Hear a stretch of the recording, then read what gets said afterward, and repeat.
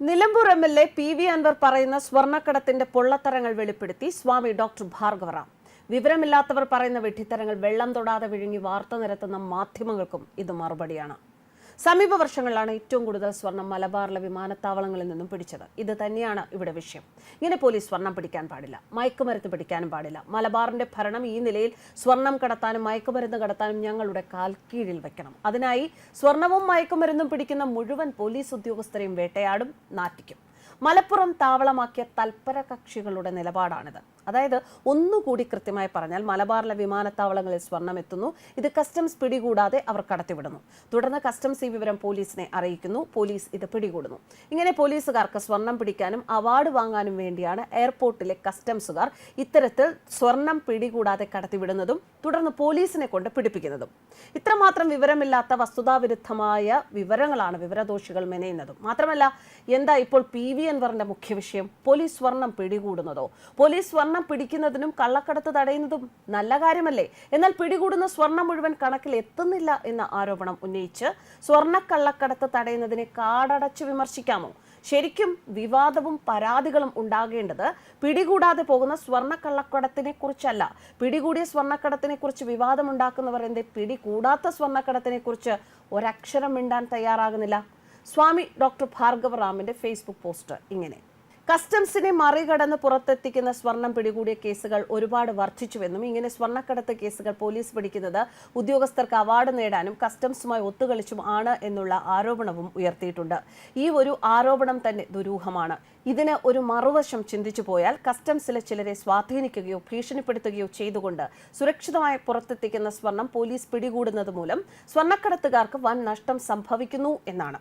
Customs ഉദ്യോഗസ്ഥർ വിമാനത്താവളത്തിനകത്തു നിന്നുമെല്ലാം പിടിക്കാതെ പോലീസിനെ ഇൻഫോം ചെയ്യുന്നത് കൊണ്ടാണ് ഇത്രയധികം കള്ളക്കടത്ത് പോലീസ് പിടിക്കുന്നത് എന്നാണ് ഇതിൽ തൽപര കക്ഷികളുടെ ആരോപണം.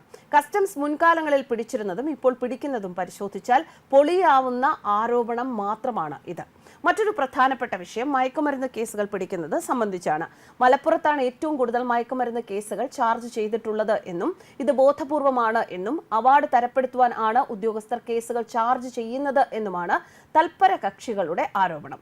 ശരാശരി 12,000 കേസുകൾ ഉണ്ടായിരുന്ന മലപ്പുറത്ത് കഴിഞ്ഞ വർഷം 40,428 കേസുണ്ടാക്കിയത് കൃത്രിമമായിട്ടാണ് എന്നും കേസുകളിലെ ഈ 350% വർധനവിന്റെ മേനി പറഞ്ഞ് ബാഡ്ജ് ഓഫ് ഓണർ വാങ്ങി എന്നുമാണ് പ്രചാരണം. ഈ കേസുകളുടെ വിശദാംശങ്ങൾ പരിശോധിക്കുമ്പോൾ തൽപര കക്ഷികളുടെ ആരോപണങ്ങൾ പൊളിയുന്നു എന്ന് മാത്രമല്ല, സംശയത്തിന്റെ മുന സ്വർണ്ണക്കടത്തിന്റെ വിഷയത്തിൽ എന്നതുപോലെ ഇവരിലേക്ക് തന്നെയാണ് നീളുന്നത്. ഇവിടത്തെ മയക്കുമരുന്ന് കടത്തിനും സ്വർണ്ണക്കടത്തിനും ഒരു ആസൂത്രിതവും കേന്ദ്രീകൃതവുമായ സ്വഭാവം ഉണ്ട് എന്നും രണ്ടിനു പിന്നിലും പ്രവർത്തിക്കുന്നത് ഒരേ ലോബിയോ പരസ്പര ബന്ധമുള്ള ലോബികളോ ആണ് എന്നും രണ്ട് കേസുകളിലും പിടിക്കപ്പെടുന്നത് കാരിയർമാർ മാത്രമാണ് എന്നും എല്ലാ തലങ്ങളിലും വൻ പിടിപാടുകളുള്ള ആസൂത്രകർ കാണാമറയത്ത് രക്ഷാകർത്താക്കളായി ഉണ്ട് എന്നുമാണ് ബോധ്യമാകുന്നത്. എങ്കിലും നിരന്തരം കാരിയർമാർ പിടിയിലാകുന്നത് കാരണം വൻ നഷ്ടം ഈ ലോബികൾക്ക് സംഭവിക്കുന്നുണ്ട്. മാത്രവുമല്ല, കാരിയർമാരെ പഴയതുപോലെ കിട്ടാൻ അല്പം പ്രയാസവും നേരിടുന്നുണ്ട്. ഇതെല്ലാം പോലീസിന്റെ ഇടപെടൽ മൂലം വന്നുപെട്ട ദുര്യോഗങ്ങളാണല്ലോ. ഈ സാഹചര്യത്തിൽ കേരള പോലീസിനെ എല്ലാ അർത്ഥത്തിലും നിർവീര്യരാക്കുക എന്നത് മാത്രമാണ് കരണീയം.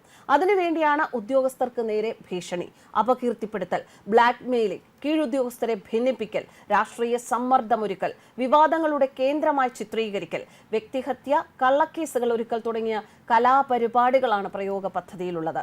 കള്ളക്കടത്ത് ലോബികൾക്ക് പോലീസിൽ നിന്ന് തങ്ങൾക്കുള്ള പ്രശ്നങ്ങൾ അതേ രീതിയിൽ പൊതുസമൂഹത്തിലോ ഇടതുപക്ഷത്തിനു മുൻപിലോ അവതരിപ്പിച്ച് സ്വീകാര്യതയും പിന്തുണയും ഉറപ്പാക്കുക എന്നത് എളുപ്പത്തിൽ സാധ്യമായ കാര്യമല്ല. അതിനാൽ പോലീസിനെതിരായ നീക്കത്തിൽ ഇടത് സംഘടനകളുടെ പിന്തുണ ഉറപ്പുവരുത്താൻ ചെയ്യേണ്ടത് അവർക്ക് അതൃപ്തി വളർത്തിയെടുക്കുക എന്നതാണ്.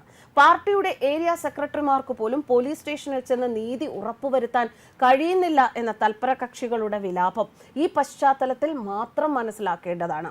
പാർട്ടിക്ക് പോലീസ് സ്റ്റേഷനിൽ ഇടപെടാൻ കഴിയുന്നില്ല എന്നും അത് പോലീസിന്റെ ശൈലിമാറ്റം കൊണ്ടാണ് എന്നും സ്ഥാപിച്ചെടുക്കാൻ കഴിഞ്ഞാൽ കള്ളക്കടത്ത് ലോബികളുടെ ഇച്ഛ പോലെ പോലീസിനെ വളഞ്ഞിട്ട് ആക്രമിക്കുന്ന സ്ഥിതിയിൽ എത്തിക്കാമെന്ന് അവർ കണക്കുകൂട്ടുന്നു.